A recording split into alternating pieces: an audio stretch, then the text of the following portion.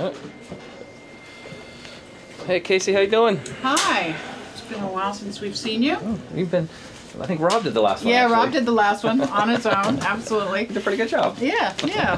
He's you know, he's a man of the future. How are things?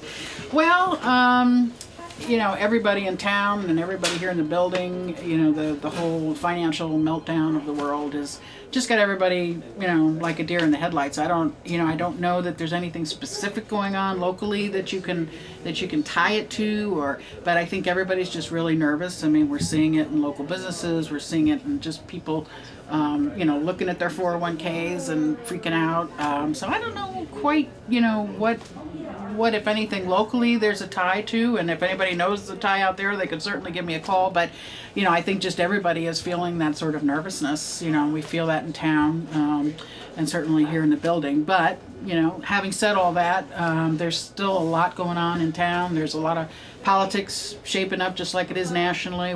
We had the 2 forums this week. Rob is doing his highlights of the candidates coming up in the local election, and Rob will talk about that.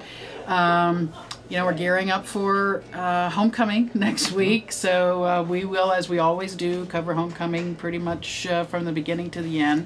I'll be there a couple of days covering the activities, which is always a fun week. You know, even in the middle of all of this down news and down stuff, homecoming week is a lot of fun. I know there are some students that don't enjoy it, and I appreciate that and we respect that, but generally speaking, I think people on campus love it, and so that's why we cover it every week.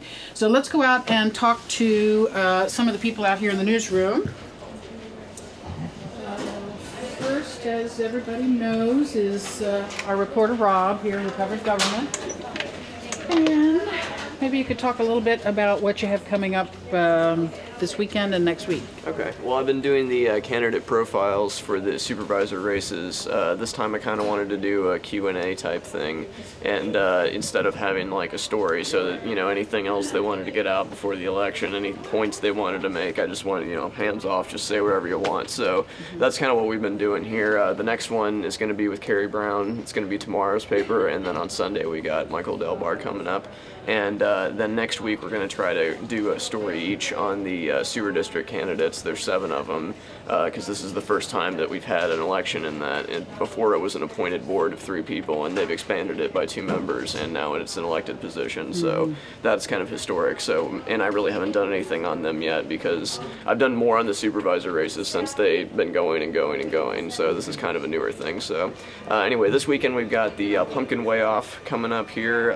There's dog exercise going on at the animal hospital. Yeah. Then next weekend we got the Pumpkin Fest, of course, and the wiener dog races, of course. How can we forget? So yes, this is the owner of the winning wiener dog. Yep. I should mention too that the sheriff's office today is moving its giant pumpkin to the weigh off at Safeway, and so for the first time the sheriff's department, the jail garden, has produced a giant pumpkin that will also be in the weigh off. So that's kind of interesting for the weigh off this year. Okay, thanks. And now I was a little bit surprised that 2 of the sanitation district people didn't show for the forum. Yeah, one of them brought a candidate, like not a candidate, but a spokesperson to read a statement. Well, that person we knew was not going to be able to come. Okay. When we scheduled it originally, he said he was going to be in Chicago, but then there were 2 that didn't come and just didn't show. So, so I wish you luck as you try to get a hold of these people. I got names and phone numbers. Okay, good. I just want to introduce to the viewers our sports editor, our new sports editor, Joe Langstaff. How do you do? And he is doing sports for us now. We've been without a sports editor since August, so we're very happy to have Joe here. He's a local resident and is doing a great job covering local stuff. And if anybody wants to get their local game reports in, or a community brief about something in sports, they can certainly contact Joe at udjsports@pacific.net, or give him a call at 468-3518. So we just want everybody to know who you are, Joe. And you see him at a game, you'll know who you're talking to.